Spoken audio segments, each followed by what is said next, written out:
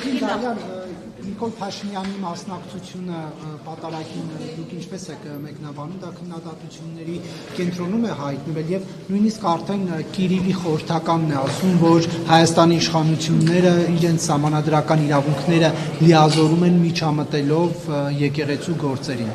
Կիրիլը Ռուսաստանի հոգևոր առաջնորդն է։ Նախ հարցադրումը կատարելիս պետք է առանձնացնենք հետևյալ հանգամանքները, ով ինչ գործողություններ է կատարում,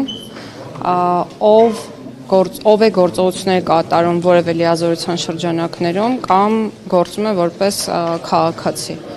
Իրականում եկեղեցու գործերին որևէ մեկը չի միջամտում եւ երկրորդ կողմը մեդալի այն է, որ եկեղեցին ունենալով մեծ դեր մեր քաղաքացիների կյանքում իրականում տալիս է հնարավորություն քաղաքացիներին ոչ թե միջամտելու, այլ որոշելու, թե ինչ կերպ վարվեն կոնկրետ իրավիճակում։ Հիմա ես ինչպես կարող եմ մեկնաբանել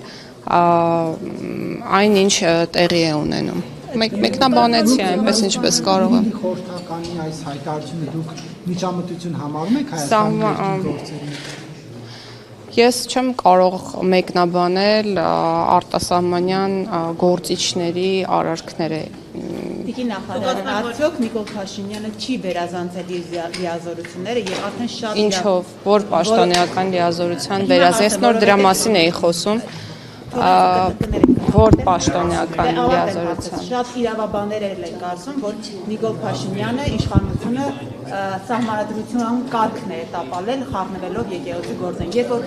մայրաթոռը հայտարարում է, որ տվյալ քահանան կարգալույծ է, իշխանությունը չի որ պետք է որոշի նա կարգալույծ է թե ոչ։ Այսինքն նա ինչ որ ձևով մտնում է եկեղեցու գործերի մեջ։ Եկեղեցին սահմանադրական կարգ հասկացության մեջ ընդհանրապես չի մտնում։ Երկրորդ, վարչապետի կամ որևէ այլ պաշտոնատար անձի լիազորությունների շրջանակներից դուրս է պատարագի գնալը, դա ուղղակի ցանկություն է, որը կարող է ունենալ յուրաքանչյուրը, այդ թվում վարչապետը։ Ինչով է դա միջամտություն եկեղեցու գործերին, եւ ես ձեզ խնդրում եմ այն ինչ տեղի է ունենում կոնկրետ անհատների հետ, որոնք հանդիսանում են եկեղեցական սպասավորներ, երբեք չկապել եկեղեցու հետ, որովհետև դրանք տարբեր բաներ են։